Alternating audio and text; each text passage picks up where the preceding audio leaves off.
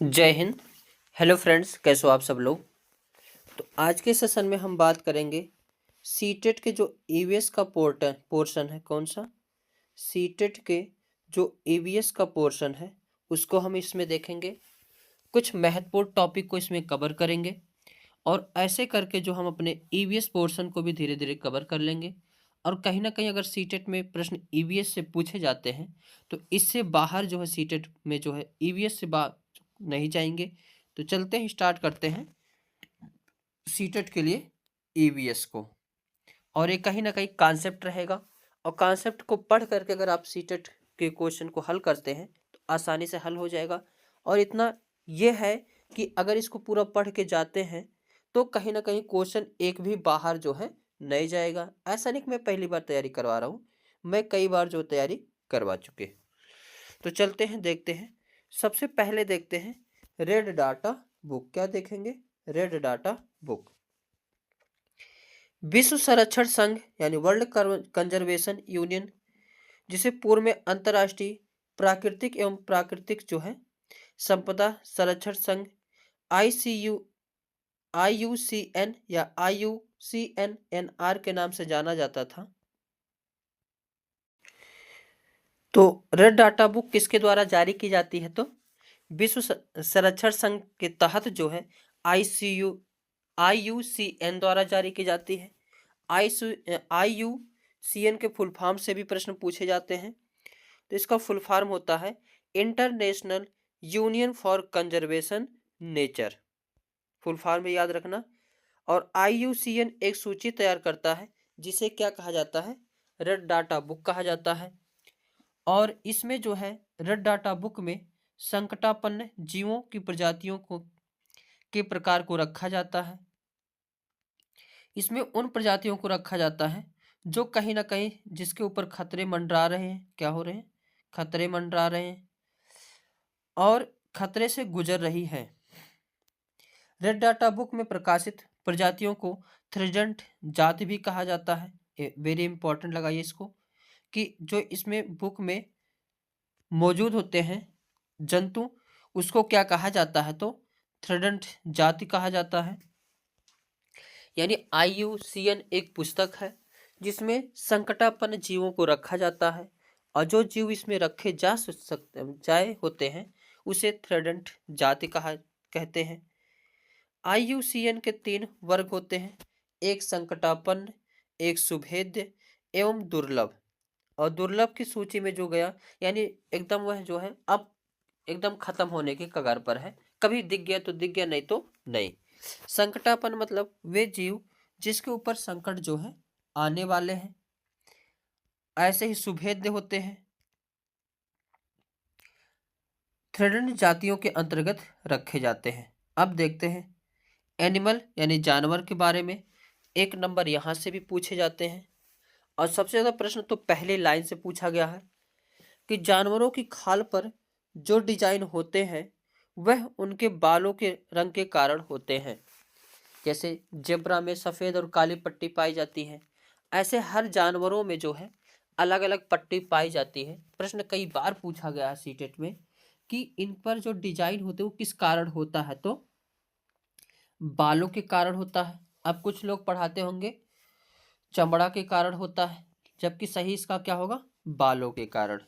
आगे, दिन में जागने वाले जानवर आमतौर पर कुछ रंग ही देख सब पाते हैं।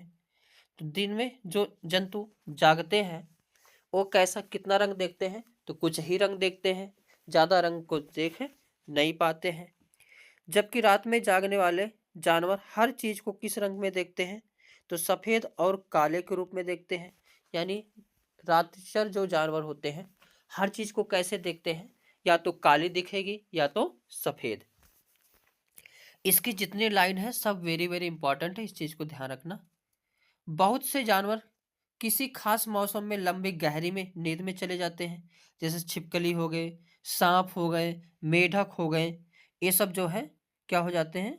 नींद में चले जाते हैं। ठंडी में एक भी छिपकली नहीं दिखती है। आगे, कुछ जानवर तूफान या भूकंप आने के कुछ समय पहले अजीब हरकतें करने लगते हैं। जंगलों में रहने वाले लोग समझ जाते हैं कि कुछ बुरा होने वाला है। जानवर जो होते हैं विपत यानी आपदा आने से पहले जो है वह जान जाते हैं कि कुछ ना कुछ जो है होने वाला है। आगे, जानवरों में भी देखने, सुनने और महसूस करने की शक्ति होती है। यानी देखना, सुनना, महसूस करने का शक्ति केवल मनुष्यों में नहीं बल्कि जानवरों में भी होती है। वैज्ञानिकों का मानना है कि कई जानवर अपनी पूरी भाषा है, यानी वैज्ञानिक यह बताते हैं कि जो जानवर हैं उनकी अपनी एक भाषा होती है। जैसे गाय की अपनी भाषा है, बंदर की अपनी भाषा है, कौवे की अपनी भाषा है। यानी हर जानवर की अपनी अपनी क्या होती है, भाषा होती है। और ये जो है अपनी भाषा को जैसे एक बार में ही आवाज को बोलते हैं। जैसे अगर हमने कहा चलो बाजार चलते हैं, वो लोग सिंपल एक लाइन में बोलेंगे घुर्र, मतलब उड़ने वाले जो है जानवर आ रहे हैं, विपत्ति आ रही है, या तैरने वाली, मतलब जिस हिसाब से तो सारी बातें एक ही सेंटेंस में बोलते हैं। आगे नेक्स्ट, जिन जानवरों के बाहरी कान व शरीर पर बाल होते हैं वे प्रायः बच्चे देते हैं, यानी स्तनधारी होते हैं। जैसे मनुष्य के कान बाहर हैं, शरीर पर बाल हैं, तो कैसे है, स्तनधारी है।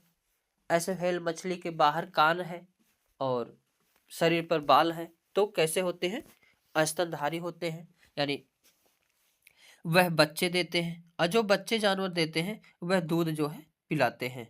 आगे, जिन जानवरों के बाहरी कान व शरीर पर बाल नहीं होते वे अंडे देते हैं। ये पहचान जानते रहना। जैसे कोई भी पक्षी का कान बाहर होता है, नहीं होता है, तो वह क्या देगा, अंडे देगा। सांप के क्या कान बाहर होते हैं, नहीं होते हैं, तो क्या देते हैं, अंडे देते हैं। यानी इससे पहचान लगा सकते हैं कि जिसका कान नहीं देख पा रहे हो वह अंडे दे देंगे, और जिनके कान देख पा रहे हो वो क्या देगा, बच्चे। आगे, स्तनधारियों की विशेषताओं में इनके शरीर पर बाल का पाया जाना और कान के मध्य भाग में 3 अस्थियों मेलिकन, इनकस और स्टेपस का पाया जाना प्रमुख है। यानी स्तनधारियों के शरीर पर बाल पाए जाते हैं, बाहरी कान होते हैं, और कान में भी 3 भाग होते हैं, मेलियन, इनकस और स्टेपस। इसको वेरी वेरी इंपॉर्टेंट लगाइए, मेलियस, इनकस और स्टेपस से, कि प्रायः के कितने कान के कितने भाग होते हैं, प्रश्न पूछा जाता है। यदि कुछ प्रजातियों को छोड़ दें तो लगभग सभी स्तनधारी वर्ग के जंतु बच्चे देते हैं, तथा जिन जानवरों में यह नहीं पाए जाते वे अंडे देते हैं। यानी जिसमें मेलियस, इनकस, स्टेपस नहीं पाया जाता है वह प्राय क्या देते हैं, अंडे देते हैं। आगे नेक्स्ट है स्लॉथ। क्या है, स्लॉथ। वेरी वेरी इंपॉर्टेंट लगाइए, इससे बहुत बार प्रश्न पूछा गया है ईवीएस में। स्लॉथ, स्लॉथ दिखने में भालू की तरह दिखते हैं, और जितनी यहाँ पे लाइन लिखी है खाली उतना ही लाइन आप सभी को पढ़ना है, इतने से काम चल जाएगा। पर ये भालू से अलग होते हैं। स्लॉथ दिखते कैसे हैं, भालू की तरह। क्या ये भालू होते हैं, नहीं। एक दिन के में करीब 17 घंटे पेड़ों पर उल्टे लटक कर आराम से सोते हैं। यानी ये कितने घंटे सोते हैं, तो 17 घंटे। यही प्रश्न पूछा जाता है, कौन सा ऐसा जानवर है जो 17 घंटे सोता है, तो स्लॉथ हो जाएगा। कौन सा ऐसा जानवर है जो उल्टे लटक कर सोता है, तो स्लॉथ हो जाएगा। आगे, यह जो है 40 वर्ष के, यानी इनकी उम्र कितनी होती है, 40 वर्ष होती है, और पूरे 40 वर्ष में यह जो है सिर्फ 8 पेड़ों पर ही क्या करते हैं, घूमते हैं। आगे देखेंगे, ये सप्ताह में एक बार ही शौच के लिए पेड़ से नीचे उतरते हैं। जिस पेड़ में रहते हैं उसी के पत्ते खाकर अपना पेट जो है भरते हैं। आगे दूसरे हैं बाघ। क्या है, बाघ।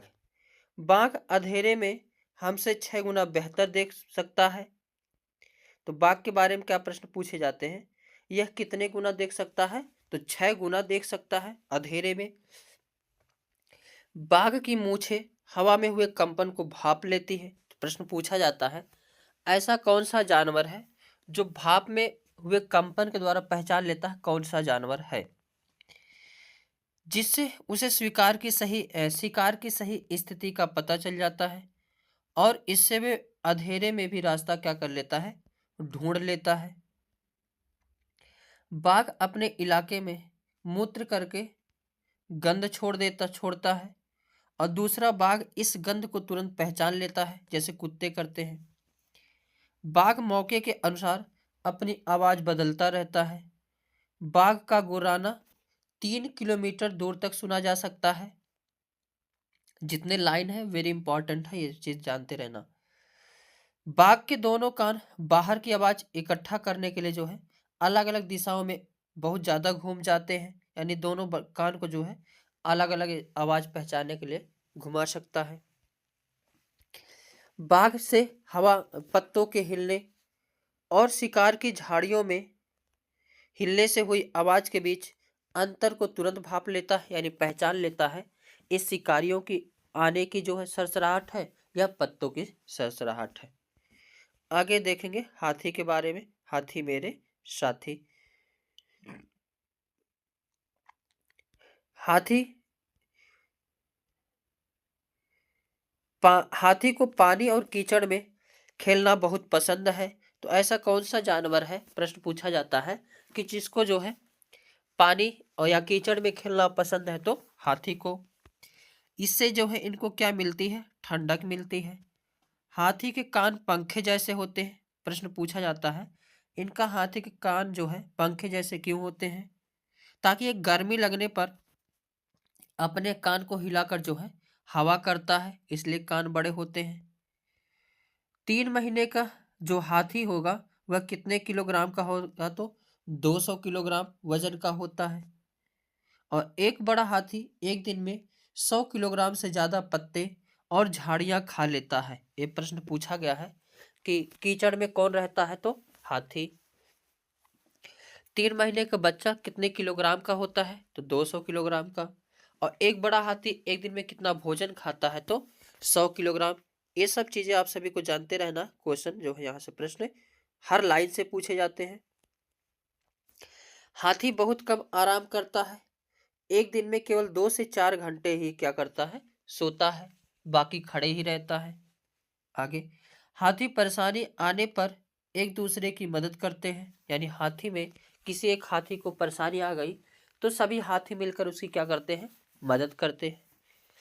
और इस झुंड में 10 से 12 हथनी और बाकी बच्चे होते हैं, यानी एक झुंड में क्या क्या होते हैं, 10 से 12 हाथी, हथनी और बाकी बच्चे। झुंड की सबसे बुजुर्ग हथनी ही पूरे झुंड की नेता होती है। और इस झुंड में 10 से 12 हथनी और बाकी बच्चे होते हैं। ये चीज जानते रहना, ये भी लाइन पूछी जाती है। 14 से 15 साल तक हाथी इस झुंड में रहता है, फिर झुंड छोड़कर चला जाता है। ये भी प्रश्न पूछा गया है कि कितने जो है साल तक हाथी झुंड में रहते हैं, तो 14 से 15 साल। उसके बाद क्या होते हैं, हाथी जो है ग्रुप को छोड़ देते हैं। अगले जानवर को देखोगे, लंगूर। लंगूर से भी प्रश्न पूछे जाते हैं। जंगल में ऊंचे पेड़ों पर बैठा लंगूर अपने पास आती मुसीबत को देखकर एक खास आवाज निकालकर अपने साथियों को संदेश देता है और उन्हें क्या कर देता है, चौकन्ना कर देता है। आगे, मगरमच्छ। मगरमच्छ के छोटे छेद जैसे कान होते हैं, लेकिन आसानी से जो दिखाई नहीं देते हैं। छिपकली के भी छोटे छेद जैसे कान होते हैं, दिखाई नहीं देते हैं। मछलियां खतरों की चेतावनी एक दूसरे को जो है बिजली तरंगों से देती हैं। ये भी प्रश्न पूछा गया है। डॉल्फिन भी अलग अलग तरह की आवाज निकालती है और एक दूसरे से क्या करती है, बात करती है। गिलहरी के दांत हमेशा बढ़ते रहते हैं। दांतों से काटने और कुतरने के कारण इनके दांत घिस जाते हैं। बिल्ली के दांत नुकीले होते हैं, जो मांस को फाड़ने और काटने के काम आते हैं। गाय के आगे के दांत पत्तों को काटने के लिए और पीछे के दांत चपटे और चौड़े होते हैं, जो घास चबाने के लिए होते हैं। आगे सांप, सांप से भी इतना जान लीजिए, जो मैं पॉइंट पढ़ा रहा हूं वही पॉइंट पढ़ के जाना, एक्स्ट्रा कोई आवश्यकता नहीं है। सांप के बारे में, तो सांप हमारे देश में केवल 4 तरह के जहरीले सांप होते हैं। इनका नाम याद रखना, कौन कौन? नाग, करैत, दुबोइया और अफाई। ये 4 तरह के जो है सांप हमारे देश में पाए जाते हैं। जब सांप किसी को काटता है तो उसके 2 खोखले जहर वाले दांतों से उस व्यक्ति के शरीर में जहर चला जाता है। इस जहर से बचने के लिए उस व्यक्ति को सीरम नाम की जो है दवाई दी जाती है, जो सांप के जहर से ही बनाई जाती है।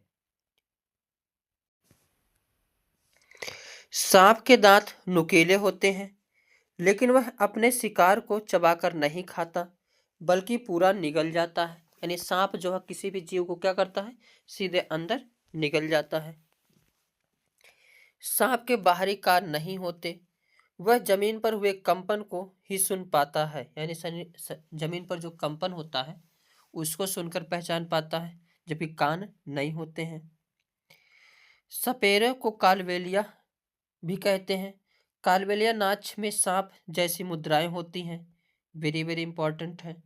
और पूछेगा ऐसा कौन सा जो है जाति है जिसमें शादी विवाह में सबसे जहरीला सांप दान दिया जाता है? तो कालबेलिया है। और कालबेलिया जाति कहाँ पाई जाती है? तो राजस्थान में पाई जाती है। और ये सब जो है सांपों को नचाने का कार्य करती हैं। आगे देखेंगे कुत्ता। क्या? कुत्ता। कुत्तों की गलियों में अपनी जगह बटी हुई होती है, और एक कुत्ता दूसरे कुत्ते के मलमूत्र की गंध से जो है जान लेता है कि इसके इलाके में बाहर का कुत्ता आया था। अब कुत्ता जो है जहां भी रहता है वहां मूत्र से पहचान लेता है अपना एरिया या किसी दूसरे का एरिया है। और कभी कभी देखेंगे कि कोई गाड़ी आ जाती है तो कुत्ता भौंकने लगता है। कुत्ता इसलिए भौंकता है कि मेरे एरिया में कोई और कुत्ता कैसे आ गया, इसलिए। आगे केचुए के बारे में देखेंगे। केचुए जमीन में छेद बनाकर मिट्टी को मुलायम कर देते हैं। जमीन को इन छेदों से हवा और पानी मिल जाती है। केचुए मृत पत्तियों और पौधों को खाते हैं, और इनके मल से जमीन उपजाऊ बनती है। इन्हें किसान का मित्र भी कहा जाता है। केचुओं को जो है किसानों का मित्र माना जाता है। आगे चींटियां। चींटियां मिलजुल कर रहती हैं, और चींटियों का काम बटा रहता है। रानी चींटी अंडे देती है। सिपाही चींटियां बिल का ध्यान रखती हैं। काम करने वाली चींटियां भोजन ढूंढकर बिल तक लाती हैं। यानी सबका जो काम क्या होता है? बटा होता है। चींटियां चलते समय जमीन पर कुछ गंध छोड़ती हैं, जिसे सूंघकर आगे पीछे आने वाली चींटियां को रास्ता मिल जाता है, जिससे हम लोग क्या जानते हैं जो है कि एक चींटियां ताती जो है शादी करने जा रही है, क्योंकि एक दूसरे से को सूंघते हुए चलती हैं। आगे दीमक और ततैये भी इस समूह में रहते हैं, तो ये एक सामाजिक प्राणी है, ये भी ध्यान रखना है। आगे मच्छर। मच्छर से भी प्रश्न पूछे जाते हैं। मच्छर हमारे शरीर की गंध, खासकर पैरों की तलवे की, और हमारे शरीर की गर्मी से हमें ढूंढ लेते हैं। यानी यह कैसे ढूंढते हैं? पैर के तलवे से ढूंढ लेते हैं, हमारे शरीर की गंध से ढूंढ लेते हैं। वही ना, मैं तेरी खुशबू से पहचान लूंगा, तो मच्छर भी कहता है मैं तेरी खुशबू से पहचान लूंगा। ज्यादातर कहाँ से की खुशबू से पहचानता है? पैर के तलवे की। आगे मच्छर पानी में अंडे देते हैं, ये भी बातें पूछा गया है। और डेंगू, मलेरिया, चिकनगुनिया, ये बीमारी मच्छरों के द्वारा फैलती है। रुके हुए पानी में या इकट्ठा हुए पानी में मलेरिया के मच्छर पैदा होते हैं। इसलिए मच्छरों के प्रजनन को रोकने के लिए पानी में तेल डालना उचित रहता है। इससे पानी का पृष्ठ तनाव कम हो जाता है और ऑक्सीजन की आपूर्ति रुक जाती है, जिससे मच्छर के लार्वा क्या होते हैं? मर जाते हैं। आगे रेशम का कीड़ा, इसको देखते हैं, ये भी प्रश्न पूछा जाता है। रेशम का कीड़ा, रेशम का कीड़ा अपनी मादा को इसकी गंध से कई किलोमीटर की दूरी से ही पहचान लेता है। ये जो सनी देओल का गाना है, मैं तेरी खुशबू से पहचान लूंगा, तो यही गाना है इसके ऊपर। कि प्रश्न पूछा जाता है सीटेट में कि ऐसा कौन सा जीव है जो कई किलोमीटर दूर से ही अपनी जो है मादा को, यानी अपनी मादा की गंध से पहचान लेता है कि मेरी वहां पे है। तो कौन है? ये रेशम का कीड़ा। आगे चूहा, चूहों को देखने की क्षमता कम होती है, लेकिन इनके सूंघने, छूने और टेस्ट करने की क्षमता अधिक होती है। ये प्रश्न पूछा जाता है कि चूहों के दांत हमेशा आगे वाले दो जो है बढ़ते रहते हैं, इसलिए हमेशा वो कुछ ना कुछ काटते कुतरते रहते हैं, जिससे उनके दांत का बैलेंस क्या हो, बना रहे।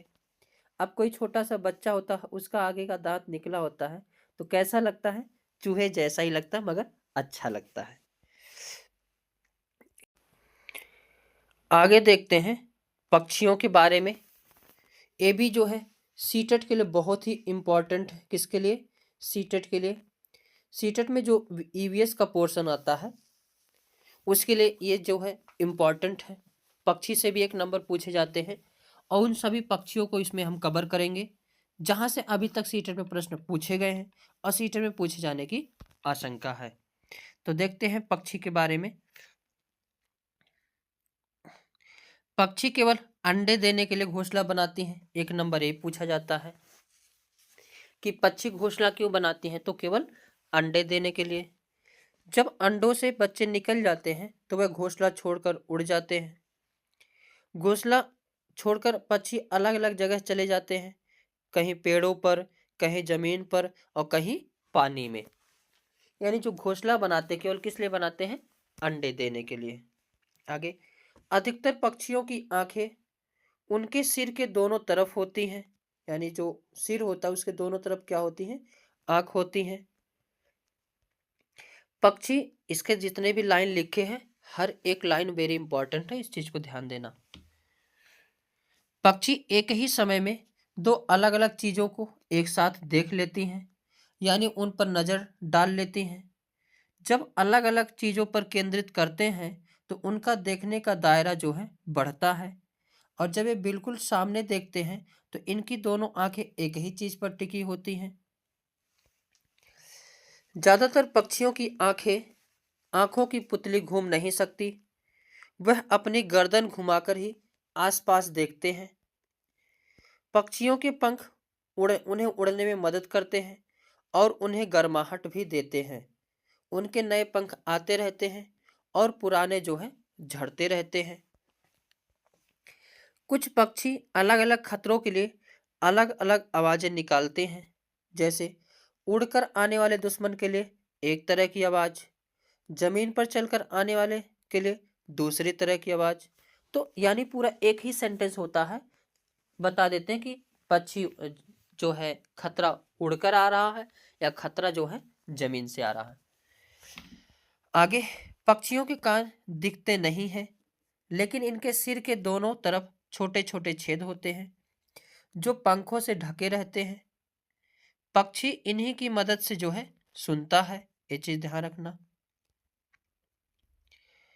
आगे देखेंगे, अब एक पक्षी देखेंगे बसंत गौरी। अब सभी चिड़ियों के बारे में धीरे धीरे देखेंगे, एक एक चिड़ियों के बारे में।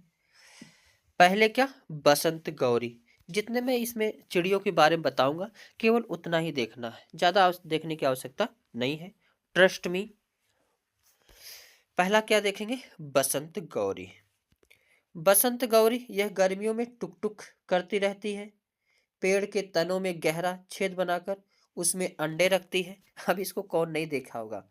जो कोई पेड़ कई काफी दिन तक सूखा हो, उसमें टुक टुक करती रहती है, घोंसला बनाती है, उसमें होल कर देती है और उसी में क्या करती है? अंडे रखती है। आगे, शक्कर खोरा पक्षी। कौन सा? शक्कर खोरा।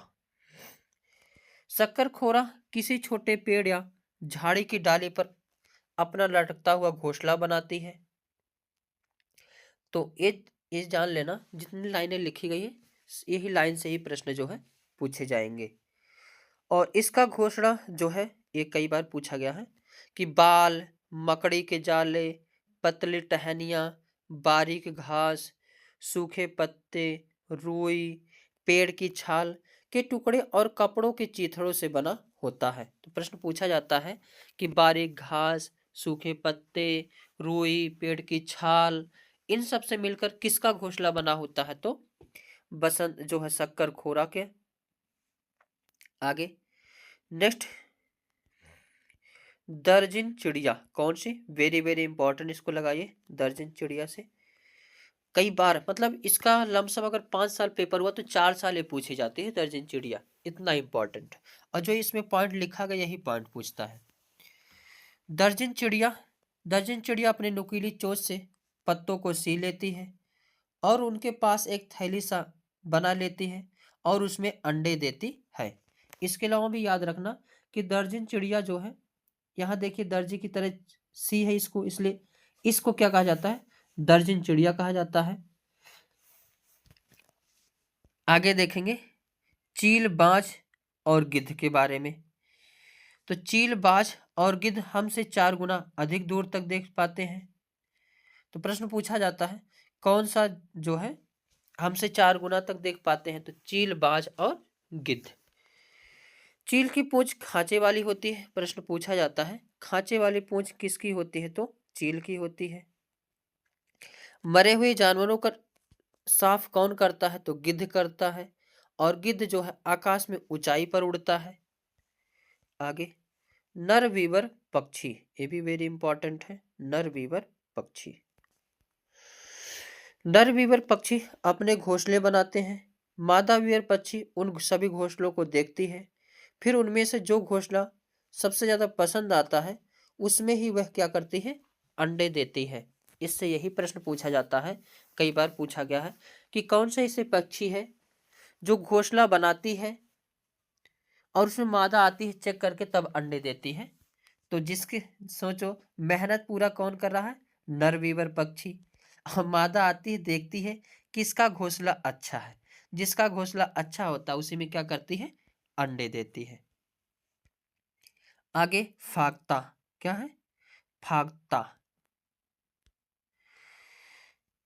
फाख्ता पक्षी, ये फाख्ता पक्षी। फाख्ता कैक्टस कांटों के बीच या मेहंदी की मेड़ में अपना घोंसला बनाती है। यही प्रश्न पूछा जाता है, कई बार पूछा गया कि मेहंदी में जो है कौन सा पक्षी घोंसला बनाती है? तो फाख्ता बनाती है।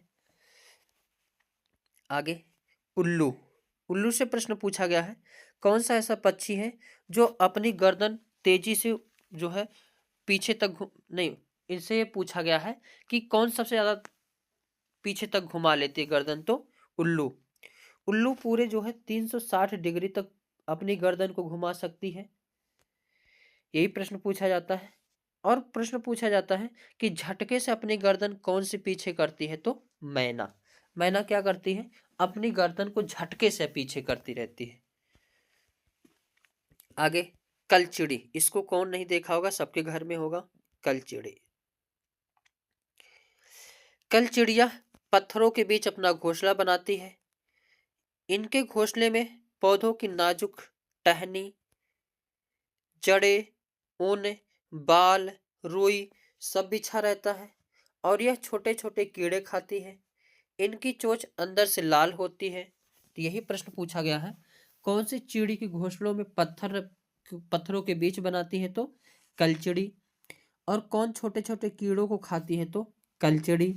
और किसके चोंच अंदर से लाल होती है? तो कलचिड़ी के। ये चीज ध्यान रखना, यही पॉइंट से क्वेश्चन पूछे जाते हैं। आगे कौवा, कौन सा? कौवा। कौवे के घोंसले में लोहे के तार और लकड़ी की टहनियां जैसी होती हैं। तो यही प्रश्न पूछा जाता है कि लोहे के तार जो है किस पक्षी के घोंसले में पाई जाती है? तो कौवा के। कौवा पेड़ की ऊंची डाल पर घोंसला बनाता है। कोयल अपना घोंसला नहीं बनाती, वह कौवे के घोंसले में अंडे देती है। ये प्रश्न पूछा जाता है ऐसी कौन सी पक्षी है जो घोंसला नहीं बनाती है? तो कोयल। तो अंडे कहाँ देती है? तो कौवे के जो है घोंसले में दे देती है। अब कौवा जान ही नहीं पाता है, क्या करता है, उस अंडे को से देता है और बच्चे निकाल देता है। आगे, कोयल अपना घोंसला नहीं बनाती, वह कौवे के घोंसले में अंडे देती है। कौवा अपने अंडों के साथ साथ कोयल के अंडों को भी सेता है। ये लाइन भी पूछी गई है। आगे देखते हैं गौरैया, सबसे प्यारी कबूतर। गौरैया क्या है? गौरैया, गौरैया अलमारी के ऊपर आईने के पीछे अपना घोंसला बनाती है। तो अपना घोंसला कहाँ बनाती है? आईने के पीछे, अलमारी के ऊपर। ये चीज ध्यान रखना, पूछता है आईने के पीछे। सबसे ज्यादा प्रश्न ये पूछा गया है कि आईने के पीछे कौन सी पक्षी घोंसला बनाती है? तो गौरैया। ये सभी को पता होगा, अगर कहीं शीशा रखा हो तो चिड़िया उस पे आकर के अपना टुक टुक मारती रहती है। और घर में जो अलमारी रखा होता है उसमें ये चिड़िया घोंसला तो बनाती है और फिर आकर के उसमें जो है खेलती रहती है। ये किसके किसके घर में होता है? कमेंट बॉक्स में कमेंट लिख के बताना। आगे कबूतर।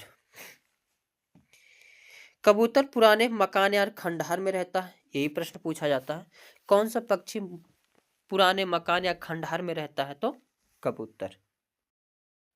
जय हिंद। हेलो फ्रेंड्स, कैसे हो आप सब लोग? आज के सेशन में हम बात करने वाले हैं भारत के प्रमुख वन्य जीव एवं अभयारण्य एवं उद्यान के बारे में। और ये सीटेट के लिए वेरी इंपॉर्टेंट है। जो सीटेट में ईवीएस पोर्शन पूछे जाते हैं उसको हम इसमें कवर करेंगे। इसमें कई सारे टॉपिक को देखेंगे और इतना पूरा विश्वास रखिए जितना मैं पढ़ा रहा हूँ केवल उतना ही आप सभी लोग देख कर जाइए, कहीं ना कहीं एग्जाम जो आप सभी लोग पास कर जाएंगे। क्योंकि जो एनसीईआरटी में लिखा गया है वहीं से प्रश्न पूछे जाते हैं, लेकिन एनसीईआरटी का जो है निचोड़ है। तो देखते हैं टॉपिक फर्स्ट जो है, भारत के प्रमुख वन्यजीव अभयारण्य एवं उद्यान। जिम कॉर्बेट राष्ट्रीय उद्यान कहाँ पाया जाता है? तो उत्तराखंड में पाया जाता है। जिम कॉर्बेट राष्ट्रीय उद्यान भारत का सबसे पुराना राष्ट्रीय उद्यान है और यहाँ पर जो बाघों की संख्या जो है सबसे अधिक है। तो प्रश्न पूछा जाता है कि सबसे पुराना जो है राष्ट्रीय उद्यान कौन सा है? जिम कॉर्बेट है।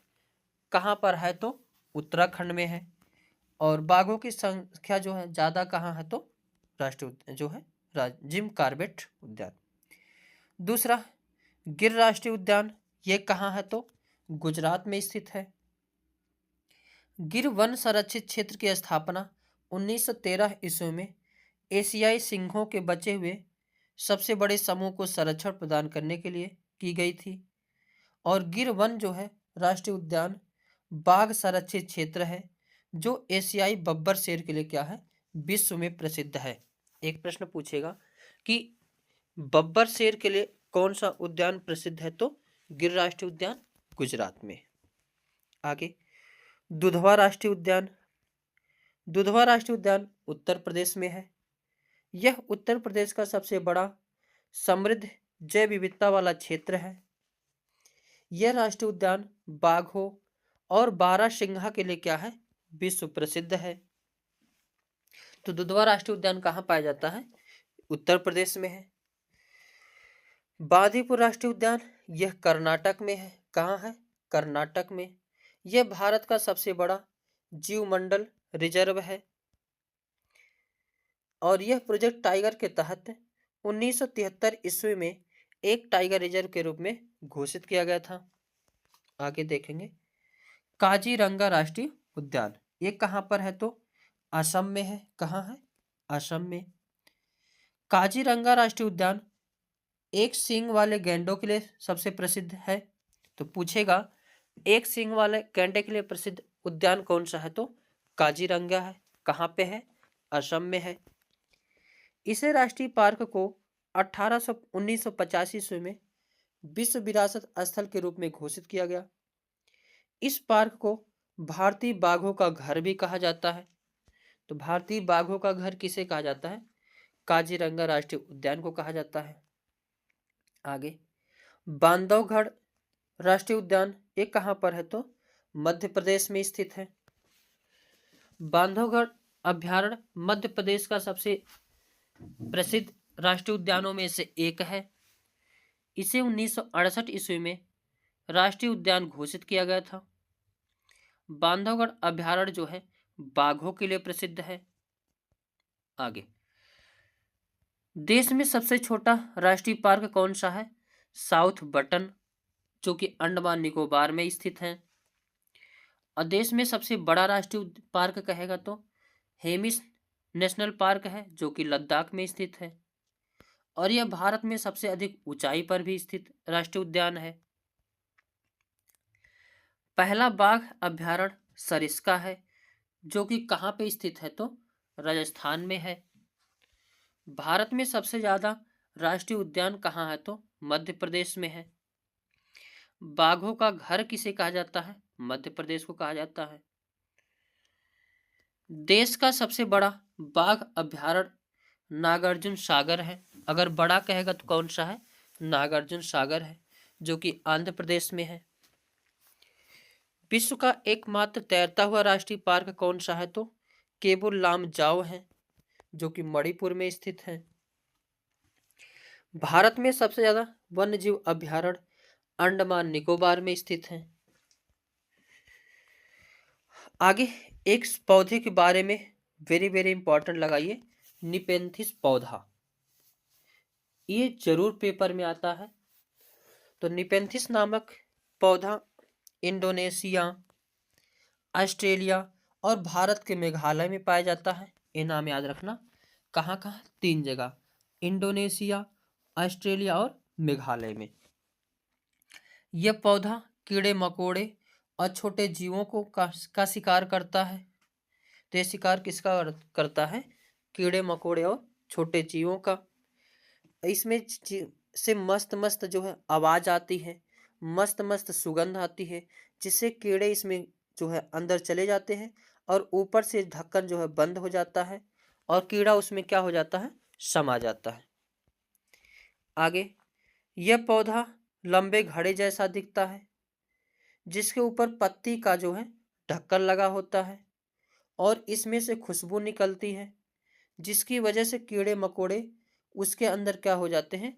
फंस जाते हैं। निपेंथिस पौधों को घटपर्णी पौधा भी कहा जाता है। तो अगर निपेंथिस ना वर्ड मिलके घटपर्णी मिले फिर भी जो कंफ्यूजन नहीं होना है। तो घटपर्णी पौधा कौन से होते हैं? जो कीड़े मकोड़ों के खाते हैं। ये 3 जगह पाए जाते हैं। कहाँ कहाँ? इंडोनेशिया, ऑस्ट्रेलिया और भारत। इसमें से अच्छी आवाज भी आती है, मस्त धुन आती है और मस्त सुगंध आता है, जिसको कीड़े मकोड़े जो है सुनकर सूंघकर अंदर आ जाते हैं। और इसमें यह पौधा क्या करता है? कैप बंद करके खा जाता है। प्रश्न पूछेगा क्यों खाता है तो नाइट्रोजन के कारण खाता है, क्योंकि यह नाइट्रोजन ना वायु से ले पाता है ना ही पृथ्वी से। आगे, बरगद वेरी वेरी इंपॉर्टेंट ये भी है।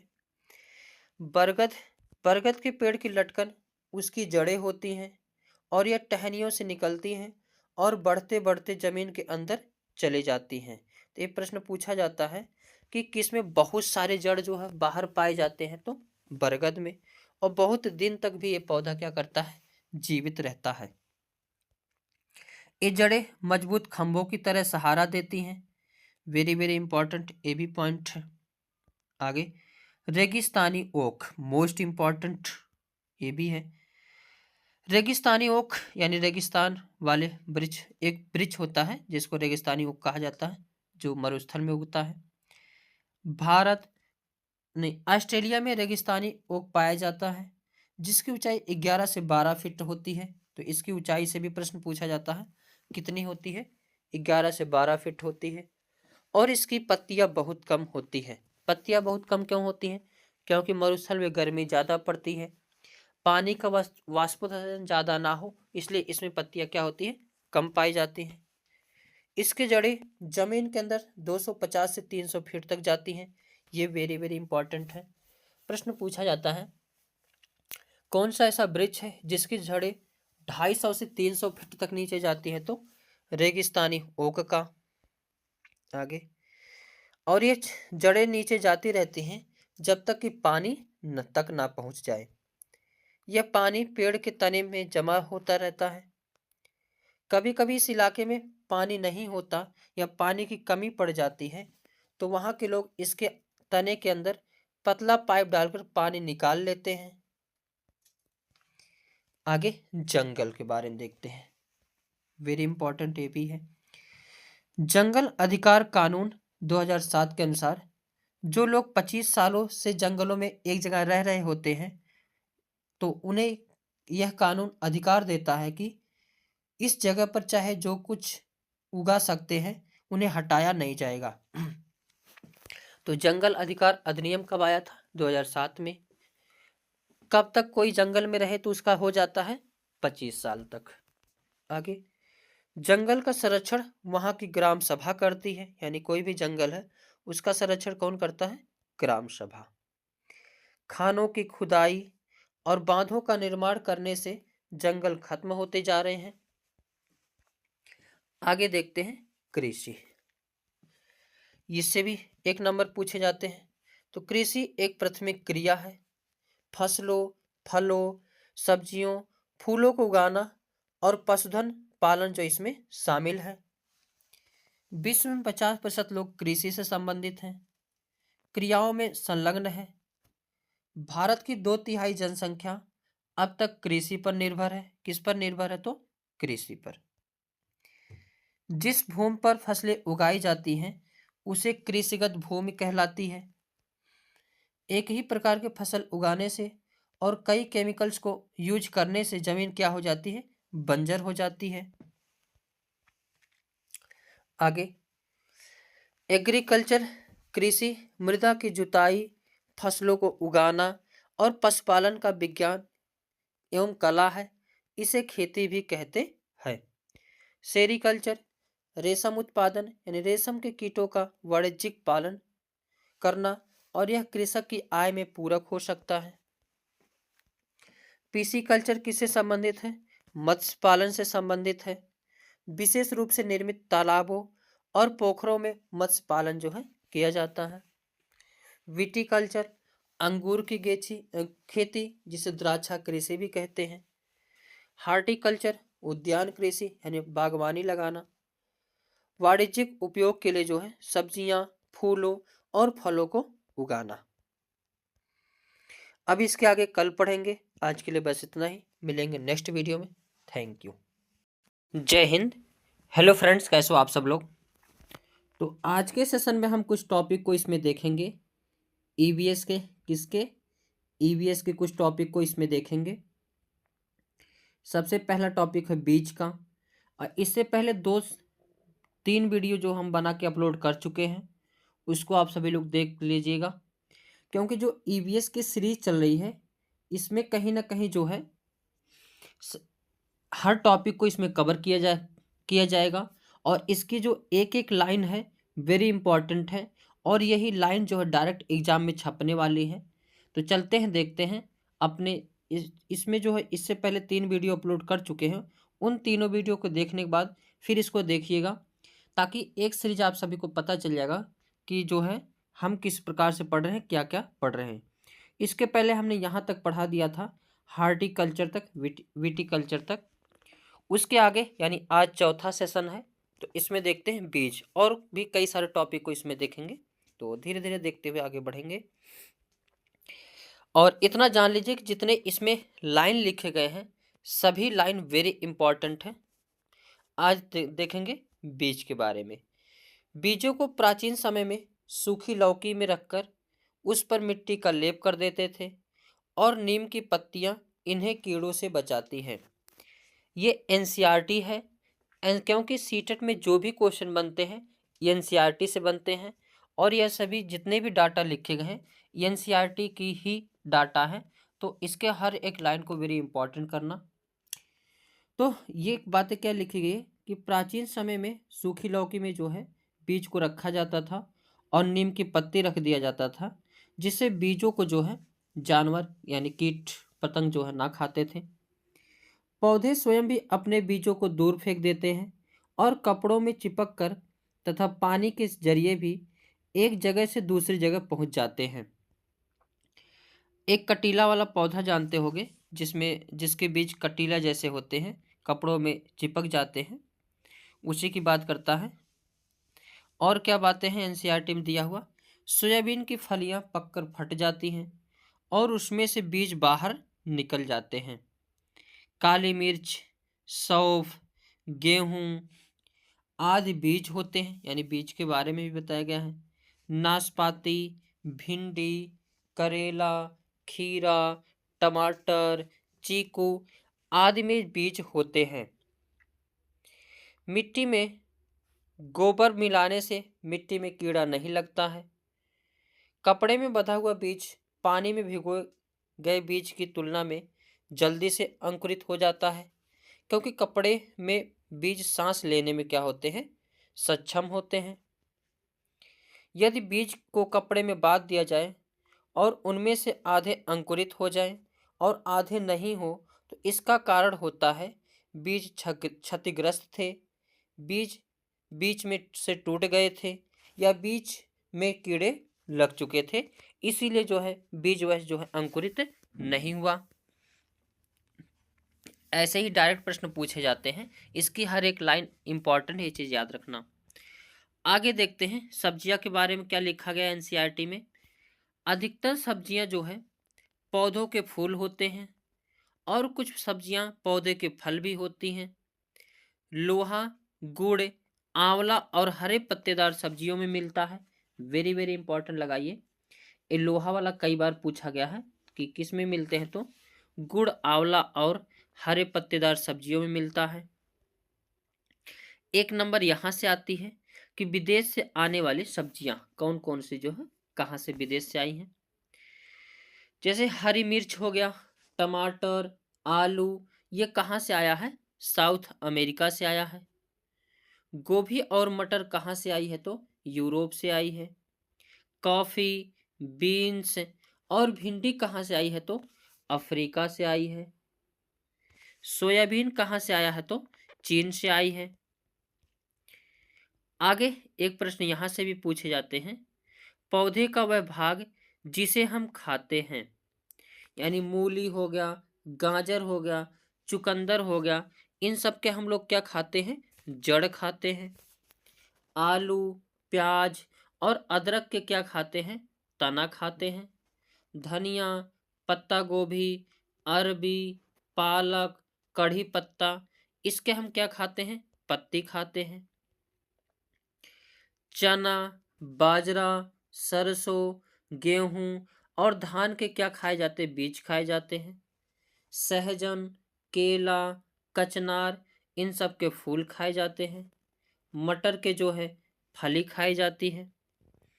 आगे घास से भी एक प्रश्न पूछा जाता है कि घास का पौधा जितना जमीन के ऊपर होता है, उससे कहीं ज़्यादा जमीन के अंदर फैला हुआ होता है। घास की जड़ें बहुत मजबूत होती हैं, इन्हें खुरपी से खोदकर निकाला जा सकता है। और क्या बातें की गई है? जड़ें पौधों को सहारा देती है, जल तथा खनिजों को अवशोषित करती है। ये वेरी वेरी इंपॉर्टेंट लगा इसको, कि जिस मैदान में एक टीन बीज बोए जाते हैं, प्रश्न पूछा जाता है उस टीन को क्या कहते हैं, उस जमीन को क्या कहते हैं, तो उसे एक टीन जमीन वो कहते हैं। ये कई बार प्रश्न पूछा गया है। आगे कुड़कू जनजाति, जो कुड़कू जो है झारखंड की एक आदिवासी जनजाति है। कुड़कू भाषा में जंगल को तोरांग कहते हैं। वेरी इंपॉर्टेंट लाइन, इसको भी लगाइए कि कुड़कू भाषा में जंगल को क्या कहा जाता है? तोरांग कहा जाता है। कई बार प्रश्न पूछा गया है। और कुड़कू है क्या? तो झारखंड की एक आदिवासी जनजाति है। भारत के उत्तरी पूर्वी क्षेत्रों में स्थानीय खेती करने का रिवाज है। कुछ पौधे बिना बोए खेतों में अपने आप उग जाते हैं, जिन्हें खरपतवार कहते हैं। इन्हें निकालना जरूरी होता है, नहीं तो सारा खाद और पानी ये ही ले लेगी और फसल कम होगी। आगे देखते हैं क्या लिखा गया एनसीईआरटी में। क्रोटोन पौधे वेरी वेरी इंपॉर्टेंट लगाइए इसको। क्रोटोन पौधे से, क्रोटोन पौधे जमीन के बारे में उसकी दशा को बता देते हैं, यानी सिग्नल दे देते हैं ये प्रश्न पूछा जाता है, सिग्नल देने वाला पौधा कौन सा है? तो क्रोटोन पौधा है। और क्या लिखा गया है एनसीईआरटी में? क्रोटोन पौधों की जड़ जमीन में ज्यादा गहरी नहीं जाती है। जब मिट्टी सूखने लगती है तो इस पौधों की पत्तियां सूखने लगती हैं और झड़ने लगती है, जिससे मिट्टी का पता चल जाता है कि मिट्टी सूख रही है, और यह एक प्रकार का जो है सिग्नल होता है। आगे प्रकाश संश्लेषण के बारे में क्या लिखा है, इसको देखते हैं। प्रकाश संश्लेषण, पत्तियां पादप की खाद्य फैक्ट्रिया होती हैं। जल एवं खनिज वाहिकाओं द्वारा पत्तियों तक पहुंचाए जाते हैं। वाहिकाएं नली के समान होती हैं तथा जड़, तना, शाखाओं एवं पत्तियों तक फैली होती हैं। पत्तियों में एक हरा वर्णक होता है, यानी पिगमेंट होता है, जिसे क्लोरोफिल कहते हैं, जिसके द्वारा प्रकाश संश्लेषण की क्रिया जो है पूर्ण होती है। अगर पूछेगा प्रश्न में पौधे में जड़ कहाँ से जो है पानी कहाँ से आते हैं? जड़ से। किस विधि द्वारा? तो केशकत्व विधि द्वारा। आगे क्या लिखा गया है? क्लोरोफिल सूर्य के प्रकाश यानी सौर प्रकाश की ऊर्जा का संग्रहण करने में पत्ती की सहायता करती है। क्या करती है? सहायता करती है। इस ऊर्जा का उपयोग जल एवं कार्बन डाइऑक्साइड से खाद्य संश्लेषण में होता है। क्योंकि खाद्य संश्लेषण सूर्य के प्रकाश की उपस्थिति में होता है, इसलिए इसे प्रकाश संश्लेषण कहते हैं। और क्या लिखा गया है? पत्तियों द्वारा सौर ऊर्जा संग्रहित की जाती है तथा पादप में खाद्य के रूप में संचित हो जाती हैं। आगे देखते हैं झूम खेती। झूम खेती का तरीका बिल्कुल अलग है। एक फसल काटने के बाद जमीन को कुछ साल तक ऐसे ही छोड़ देते हैं, उसमें खेती नहीं करते। इस जगह जो बांस या जंगल उग जाते हैं उसे उखाड़ते नहीं हैं, बस गिराकर जला देते हैं, और यह राख जो है जमीन में खाद का काम करती है। तो झूम खेती समझ में आ गया, वेरी इंपॉर्टेंट ये भी है। आगे देखते हैं, जमीन को जलाते हुए आसपास के पेड़ ना जले, जंगलों को नुकसान ना पहुंचे, इसका भी ध्यान रखना पड़ता है। फिर जब इस जमीन में खेती की बारी आती है तो जमीन को जोता नहीं जाता, मिट्टी को हल्के से हिलाकर बीज छिड़क देते हैं। आगे एक ही खेत में अलग अलग तरह के बीज जैसे मकई, सब्जियां, मिर्च और चावल बोए जाते हैं।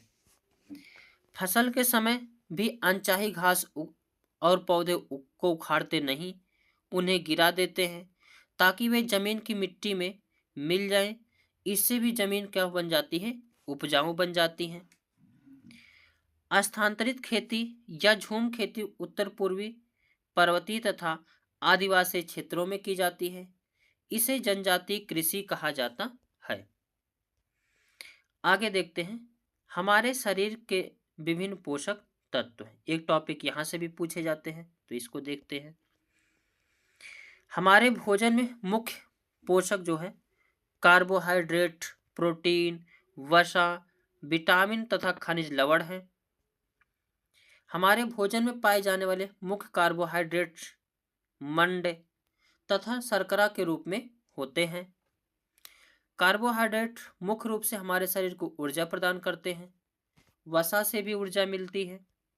जितने लाइन लिखेंगे सभी एनसीईआरटी के हैं, इसलिए सभी वेरी इंपॉर्टेंट हैं। प्रोटीन की आवश्यकता शरीर की वृद्धि तथा स्वस्थ रहने के लिए होती है। प्रोटीन युक्त भोजन को प्रायः शरीर वर्धक भोजन यानी बॉडी बिल्डर कहते हैं। विटामिन रोगों से हमारे शरीर की रक्षा करते हैं। विटामिन हमारी आँख, अस्थियों, दांत और मसूड़ों को स्वस्थ रखने में सहायता करते हैं। विटामिन कई प्रकार के होते हैं जिन्हें अलग अलग नामों से जाना जाता है। इनमें से कुछ vitamin A, vitamin B, vitamin C, vitamin D, vitamin E तथा विटामिन के नाम से जाना जाता है। विटामिनों के एक समूह को बी कॉम्प्लेक्स कहते हैं। आगे हमारे शरीर को सभी प्रकार के विटामिनों की अल्प मात्रा में आवश्यकता होती है।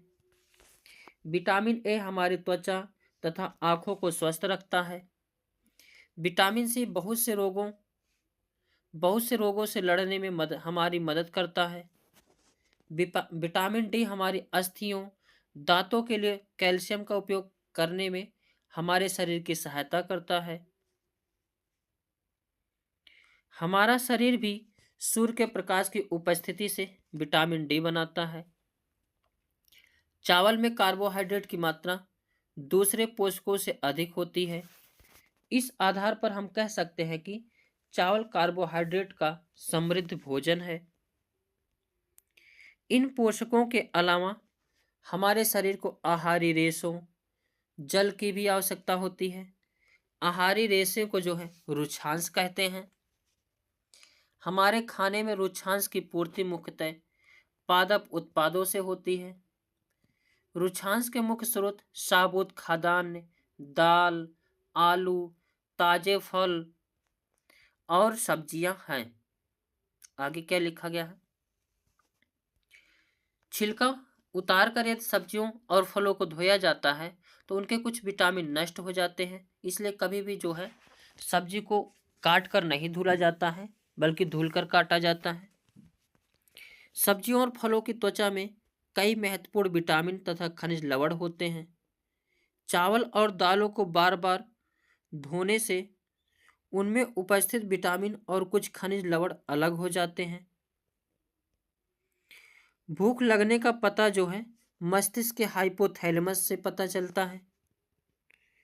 जीभ पर 4 तरह की 9000 ग्रंथियां होती हैं। चबाकर खाने से लार से टाइलिन निकलकर स्टार्च को माल्टोज यानी शुगर में बदल देता है, जिससे भोजन जो है मीठा लगने लगता है। पकाने के तरीके वेरी वेरी इंपॉर्टेंट। भूनकर, उबालकर, तलकर, उसके बाद सेक कर। ये ऐसे ही याद रखना है। पहले क्या करना? भूनकर, उबालकर, तलकर और सेक कर। ये क्रम पूछता है, तो इस क्रम को याद रखना। आगे क्या दिया है एनसीईआरटी में? अचार रखने के लिए कांच के जार को और बोतल को अच्छे से सुखाया जाता है ताकि नमी ना रह जाए, नहीं तो अचार खराब हो जाएगा।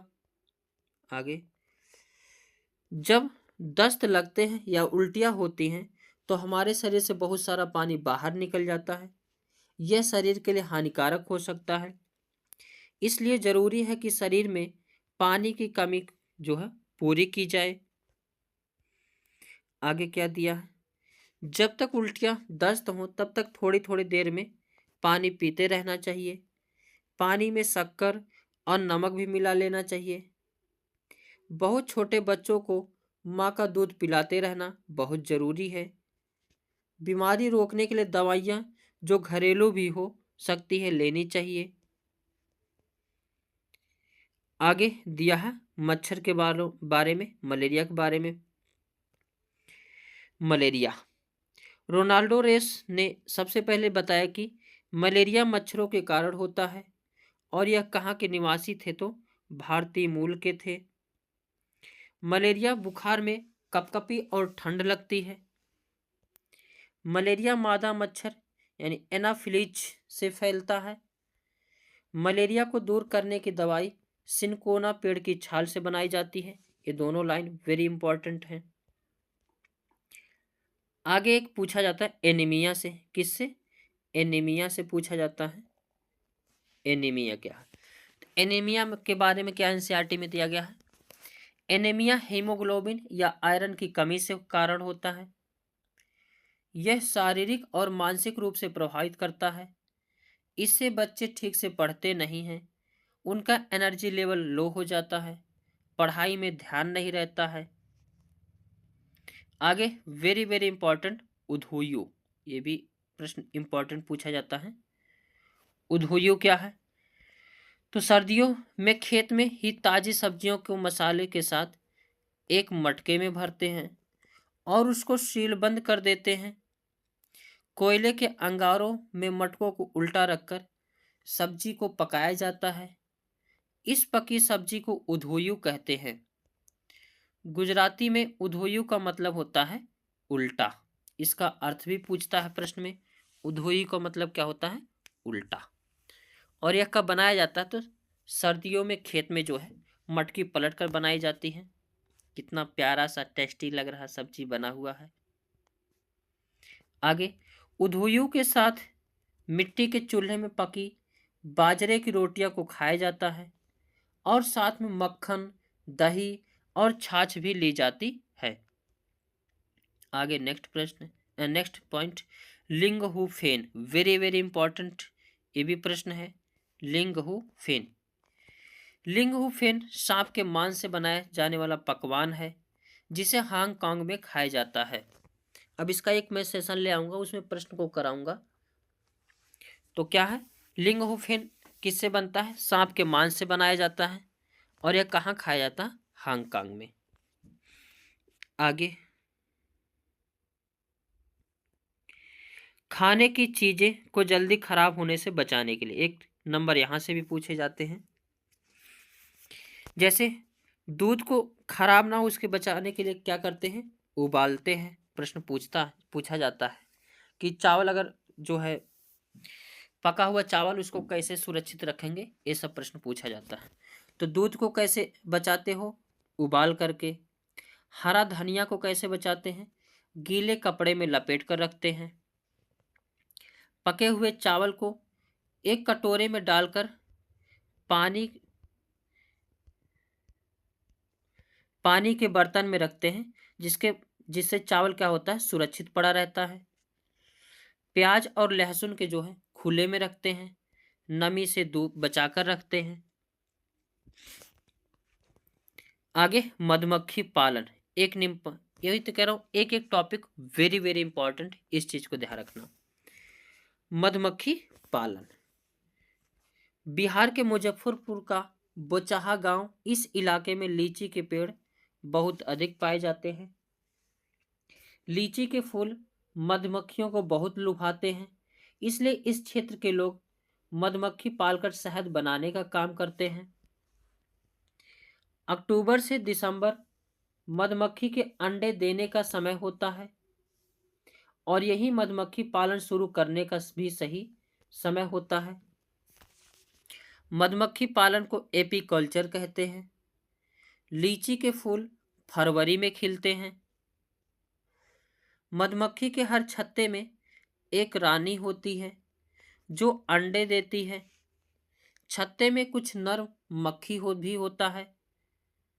छत्ते में बहुत सारे काम करने वाली मक्खियां भी होती हैं। दिन भर काम करती हैं, शहद के लिए फूलों का रस ढूंढती हैं और जब किसी मक्खी को रस मिल जाता है तो वह एक तरह का नाच करती हैं। उससे दूसरी मक्खियों को भी जो है पता चल जाता है कि रस कहाँ पर है। आगे क्या लिखा गया है एनसीईआरटी में? मधुमक्खी रस से शहद बनाती है। छत्ता बनाने का काम भी इन्हीं का होता है और बच्चों को पालने का भी काम जो है इन्हीं का होता है। मधुमक्खी पालन में बक्से का प्रयोग किया जाता है। इस बक्से में चीनी का मीठा घोल डाला जाता है।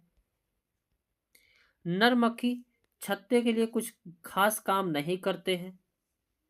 मधुमक्खी के डंक में जो है फार्मिक अम्ल होता है। आगे देखते हैं इग्लू, वेरी वेरी इंपॉर्टेंट, इसको भी है। इग्लू, बर्फ के घर टुंड्रा प्रदेश में पाए जाते हैं और यहाँ पर जो है एस्किमो प्रजाति पाई जाती है और इनके घरों को क्या कहा जाता है? इग्लू। अब इग्लू के घरों में कैसे अंदर जाया जाता है? तो लेट कर जाया जाता है और यह बर्फ का घर होता है टुंड्रा प्रदेश में। यहाँ ठंडी बहुत पड़ती है। आगे, चांगथांग, वेरी इंपॉर्टेंट ये भी। चांगथांग, चांगथांग पश्चिमी और उत्तरी तिब्बत में एक ऊंचा पठार है और यह 5000 मीटर ऊंचाई पर स्थित है जो कुछ हद तक भारत के लद्दाख क्षेत्र के दक्षिण पूर्व में भी फैला हुआ है। इसके हर एक लाइन से क्वेश्चन पूछे जाते हैं, इस चीज ध्यान देना। यहाँ चांगपा नाम की प्रजाति है जिसकी आबादी कुल 5000 लोग हैं, ये आबादी भी पूछा जाता है और कितनी ऊंचाई पर रहते हैं, तो 5000 मीटर की ऊंचाई पर रहते हैं। चांगपा लोग अपने टेंट को रैबो कहते हैं, ये भी पूछा जाता है कि रैबो किसको कहा जाता है, तो चांगपा लोग के टेंट को कहा जाता है। और यहाँ सर्दियों में जो है 70 किलोमीटर पर हावर की चाल से हवा चलती है। चांगपा की भाषा में चांगथांग का मतलब है ऐसी जगह से है जहां कम लोग रहते हैं। और लद्दाख एक ऐसा स्थान है जहां एक भी पेट्रोल पंप नहीं है। रेबो अर्थात टेंट के पास एक जगह होती है जिसे ये लोग लेखा कहते हैं। पूछा जाता है कि लेखा किसे कहा जाता है, तो जो टेंट होता है यानी रेबो होता है उसके पास की जमीन को क्या कहा जाता है, लेखा कहा जाता है, जहां ये अपनी बकरी और भेड़ों को रखते हैं। लेखा की दीवारें पत्थरों की बनी होती हैं। हर परिवार अपने जानवर पर एक विशेष प्रकार का चिन्ह बनाता है। औरतें और छोटी बच्चियां जानवरों को गिनकर चराने ले जाती हैं और फिर लौटकर उन्हें दोबारा गिनती हैं। यह लोग अपनी बकरियों को ऊंचाई और ठंडी जगह पर चराने ले जाते हैं, जिससे बकरियों के बाल घने और मुलायम होते हैं। आगे पश्मीना शाल से भी क्वेश्चन पूछे जाते हैं। विश्व प्रसिद्ध जो है पश्मीना शाल। पश्मीना शाल चांगपा लोगों द्वारा पाली गई बकरियों के बालों से बनती है। ये पूछा जाता है कि जो है पश्मीना शाल कैसे बनती है, तो बकरियों के बालों से बनती है। जिन बकरियों से बाल मुलायम पश्मीना ऊन बनती है वह लगभग 5000 की ऊंचाई पर जो है रहते हैं। ठंड में टेम्परेचर जो है 0 डिग्री सेल्सियस से 40 डिग्री सेल्सियस तक चला जाता है। आगे बकरी के शरीर पर गर्म बालों का कोट बन जाता है। इनमें से कुछ बाल बकरियां गर्मियों में गिरा देती हैं, जिनका प्रयोग पश्मीना शाल बनाने में होता है। ये भी प्रश्न पूछा जाता है कि इनका बाल जो है हमारे कितने बालों के बराबर होता है, तो इनका एक बाल इतना पतला होता है कि 6 बाल बराबर हमारे एक बाल के, यानी हमारा एक बाल निकाला जाए और उनका 6 बाल निकाला जाए बराबर रहेगा। आगे यह शाल हाथ से बनाए जाते हैं, लगभग 250 घंटे में बनता है। ये प्रश्न पूछा गया है कि पश्मीना शाल कितने घंटे में बनती है, तो 250 घंटे में। बुनाई के बाद एक प्लेन शाल जो है बनता है। और ये भी पूछा जाता है एक पश्मीना शाल कितने स्वेटर जितना गर्म करता है, तो 6 स्वेटर जितना गर्म करता है। आगे देखते हैं ब्रेल लिपि। वेरी वेरी इंपॉर्टेंट ये भी है ब्रेल लिपि, यहाँ से भी बहुत सारे प्रश्न बनते हैं। तो लुइस ब्रेल जो है फ्रांस के थे। 3 साल की उम्र में अपने पिता के औजारों से खेलते हुए इनकी आंखों की रोशनी चली गई। पढ़ाई में बहुत रुचि थी, तो यह पढ़ने और लिखने के विभिन्न तरीके सोचने लगे और फिर एक तरीका निकाला जो बाद में लुइस स्क्रिप्ट के नाम से जाना जाता है। वेरी इंपॉर्टेंट है। इसमें जो जो डाटा पूछा जाता है उसमें सब बताएंगे भी। पूछा जाता है कितने डॉट का प्रयोग किया जाता है, तो 6 डॉट का प्रयोग किया जाता है। और इसमें कैसे लिखा रहा जाता है, तो उभरा हुआ चीज़ों से लिखा जाता है। और इसका निर्माण किसने किया था, तो लुइस ब्रेल इसके निर्माण किए हैं। और यह एक मोटे कागज पर नुकीला चीज से 6 बिंदुओं पर उभारा जाता है। तो पूछा जाता है कितने बिंदु, 6 बिंदुओं पर। फिर उभरे हुए बिंदुओं पर उंगली के सहारे स्पर्श करते हुए पढ़ा जाता है और यह ब्रेल लिपि कहलाती है। यह स्क्रिप्ट 6 बिंदुओं पर आधारित होती है। आगे देखेंगे Gregor John Mendel. Gregor John Mendel एक का जन्म एक गरीब परिवार में हुआ था। कब हुआ था, 1822 ईस्वी में। इन्होंने 7 साल तक मठ के बगीचों में 28,000 पौधों से पर बारीकी से कई प्रयोग किए और ढेरों आंकड़े इकट्ठे किए। मटर के कुछ गुण होते हैं जो जोड़ियों में आते हैं, जैसे बीज या तो मुलायम होगा या खुरदुरा, और इनसे निकली अगली पीढ़ी के बीजों में भी बीज या तो मुलायम हो गए या फिर जो है खुरदुरे। बीज का रास्ता कुछ नहीं होता है। आगे, most important, very very important, Al Biruni. कौन? अल बरूनी। 1000 से भी ज़्यादा साल पहले एक यात्री भारत आए। इनका नाम अल बरूनी था। अल बरूनी जिस देश से आए थे उसका नाम उज्बेकिस्तान है। एक कई बार सीटेट में पूछा जा चुका है कि अल बरूनी कहाँ से आया था, तो उज्बेकिस्तान से आया था। अल बरूनी ने बहुत ही बारीकी से चीज़ों और जगहों को देखा, फिर उनके बारे में लिखा। खास तौर से वे जो उन्हें अपने देश से अलग लगी उनके बारे में लिखे। अल बरूनी उस समय के तालाबों के बारे में लिखते हैं कि यहाँ के लोग तालाब बनाने में तो माहिर हैं। अगर हमारे देश के लोग इन्हें देखेंगे तो हैरान ही रह जाएंगे। बहुत बड़े बड़े भारी पत्थरों को लोहे के कुंडों और सीढ़ियों से जोड़कर जो है तालाब के चारों तरफ चबूतरे बनाए जाते हैं। इन चबूतरों के बीच में ऊपर से नीचे जाती हुई सीढ़ी लंबी की लंबी कतारें होती हैं। लोगों के उतरने चढ़ने के रास्ते अलग अलग होते हैं। यहाँ कभी भीड़ लगने से परेशानी नहीं होती। आज का इतिहास पढ़ने वाले लोगों को अल बरूनी की किताबों से उस जमाने के बारे में बहुत कुछ पता चलता है। आगे देखते हैं। अब हम देखेंगे जो है ईवीएस के महिला के बारे में। यहाँ से 2 से 3 नंबर आप सभी को मिलेगा और यह एनसीईआरटी का निचोड़ है, और कहीं ना कहीं जो 30 नंबर ईवीएस में आएंगे इससे बाहर नहीं जाएंगे। तो अब देखेंगे महिला के बारे में क्या क्या एनसीईआरटी में दिया गया है। सबसे पहली महिला है बछेंद्री पाल। कौन है? बछेंद्री पाल।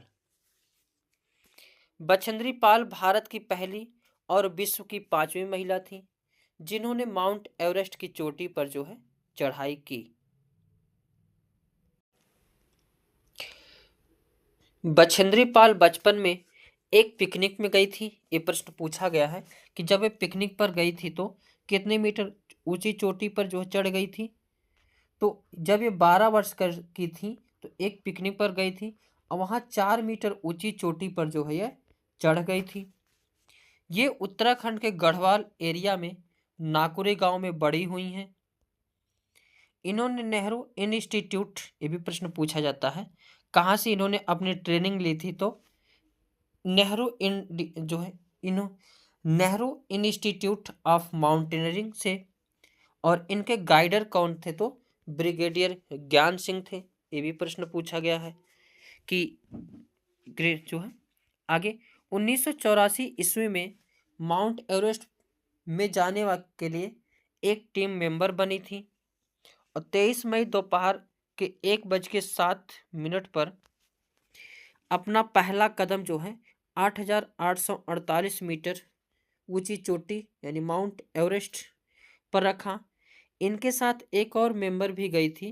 ये एक साथ कदम नहीं रख पाए क्योंकि वहाँ जो है जगह नहीं थी। तो पहले इन्होंने अपना कदम रखा, उसके बाद अपना सिर झुकाया, झंडा फहराया और तस्वीरें ली। माउंट एवरेस्ट को नेपाल में सागर माथा भी कहा जाता है। ये भी कई बार पूछा गया है कि सागर माथा किसे कहा जाता है, तो एवरेस्ट को कहा जाता है। आगे कर्दम मलेश्वरी के बारे में क्या पूछा जाता है, इनको देखते हैं क्या एनसीईआरटी में दिया गया है। तो कर्दम मलेश्वरी एक वेट लिफ्टर है, आंध्र प्रदेश की रहने वाली है। तो प्रश्न पूछा जाता है कि कर्दम मलेश्वरी कौन थी, तो एक वेट लिफ्टर थी जो कि कहाँ पर रहती थी, तो रहने वाली थी आंध्र प्रदेश में रहने वाली थी। ये 130 किलोग्राम तक का भार जो है उठा लेती थी। भारत के बाहर इन्होंने जो है 29 मेडल जीते हैं। सोच लीजिए कि कर्दम मलेश्वरी जो है कितनी मेडल जीती हैं, 29, वो भी भारत के बाहर। आगे चमकता सितारा, ये ऐसा हो ही नहीं सकता है कि सीटेट के पेपर में ईवीएस में ये ना पूछे जाएं। चमकता सितारा, तो सूर्यमणि एक चमकता सितारा यानी गर्ल स्टार है। चमकते सितारे उन साधारण लड़कियों की असाधारण कहानियां हैं जिन्होंने स्कूल जाकर अपनी जिंदगी जो है बदल दी हैं। इनके बारे में चर्चा दिया गया है एनसीईआरटी में और प्रश्न भी पूछा जाता है। सूर्यमणि चाहती थी कि लोग त्योहारों पर अपने गीत गानों को गाएं, उन्हें भूले ना और अपने पहनावों को चाव से पहने। जबकि इसमें मॉडर्न का जमाना है और ये सोच रही थी वही चीजें जो है चलती रहे। जड़ी बूटियों की समझ और बांस की चीजें बनाने की जो है कला बच्चे भी सीखे। अपनी स्कूल की भाषा तो सीखे ही, अपनी कुड़ुक भाषा का रिश्ता भी उससे जोड़े। और यह सब तोरांग केंद्र में होता है। तोरांग में कुड़ुक समाज में और अन्य आदिवासियों की खास किताबों को संभाल कर रखा गया है। तो तोरांग क्या है? तो एक केंद्र है जहाँ पे कुड़ुक समाज की जो है सभी किताबों को संभाल कर रखा गया है। गाने बजाने की कई चीजें जैसे बांसुरी, तरह तरह के ढोल भी रखे गए वहां पे। सुरमणि जो है 21 साल की थी जब वे उसने वासवी दे दी, ये प्रश्न पूछा जाता है। और कई लोगों की मदद से एक केंद्र खोला। तो कब इन्होंने केंद्र खोला था? 21 साल की थी तब। उसने इस जगह का नाम तोरांग रखा। कुड़ुक भाषा में तोरांग का मतलब होता है जंगल। ये प्रश्न पूछा गया है कि तोरांग का मतलब क्या होता है? तो जंगल होता है। आगे, कुड़ुक भारत, नेपाल, भूटान तथा बांग्लादेश में बोली जाती है। भारत में यह बिहार, मध्य प्रदेश, छत्तीसगढ़, झारखंड एवं पश्चिम बंगाल के उराव जनजातियों द्वारा बोली जाती है। इसको उराव भाषा भी जो है कहते हैं। आगे, सुनीता विलियम्स के बारे में, इनसे भी एक नंबर 100% फिक्स रहता पूछे जाने की। Sunita Williams, Sunita Williams 360 kilometre दूर स्पेस में गई थी। सुनीता विलियम्स ने 6 महीने से ज्यादा अंतरिक्ष में समय बिताया।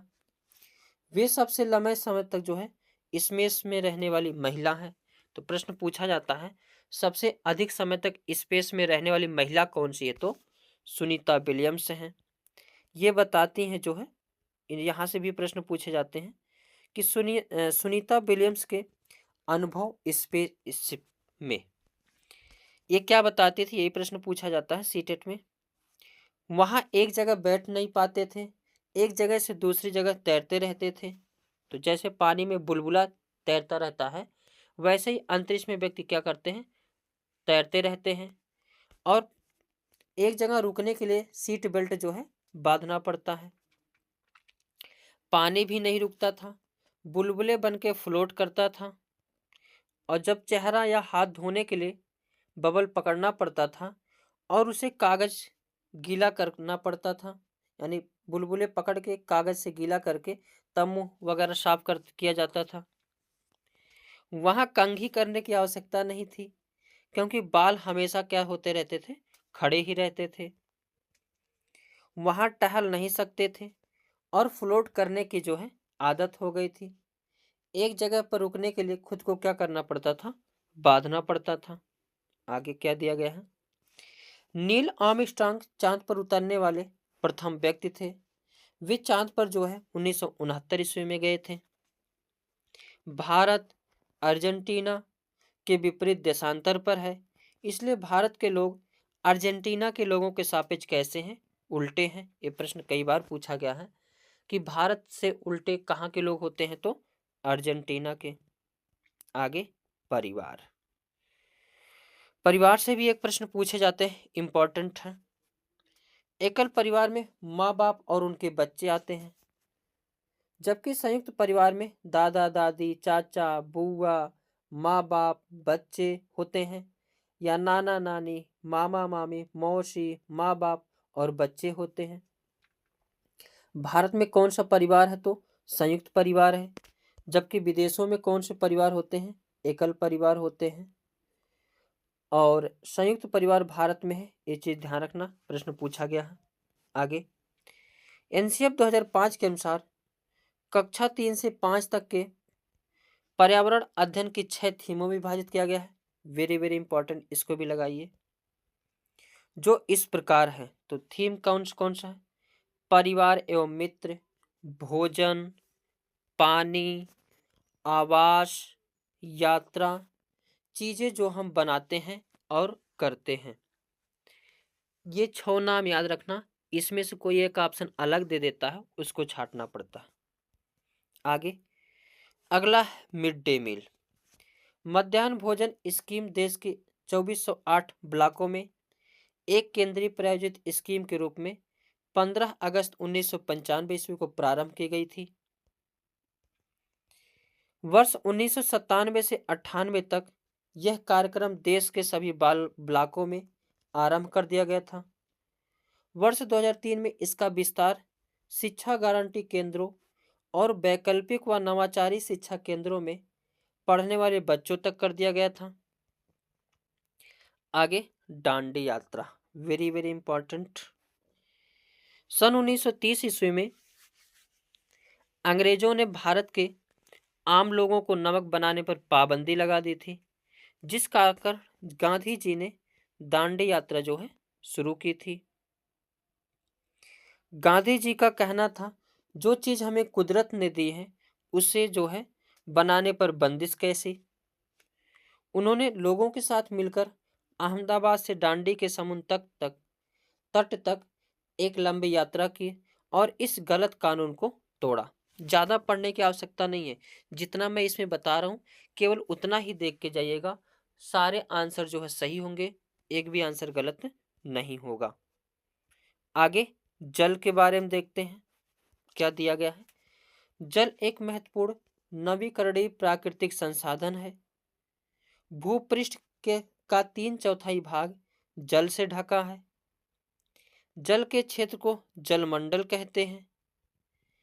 यह जल के विभिन्न स्रोतों जैसे नदी, झील, समुद्र, महासागर आदि जैसे विभिन्न जलाशयों से मिलकर बनता है।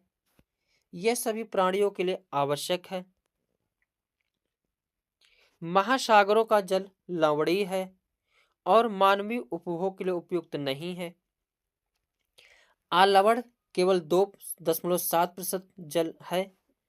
इसका लगभग 70% भाग बर्फ की चादरों और हिमानियों के रूप में अंटार्कटिका, ग्रीनलैंड और पर्वतीय प्रदेशों में पाया जाता है। जल में ऑक्सीजन की कमी के कारण मछलियां मर जाती हैं। पानी को साफ करने का सबसे अच्छा तरीका पानी को उबालना है। गंदा पानी पीने से दस्त और हैजा हो सकता है। दस्त या उल्टी में शरीर का बहुत सारा पानी बाहर निकल जाता है।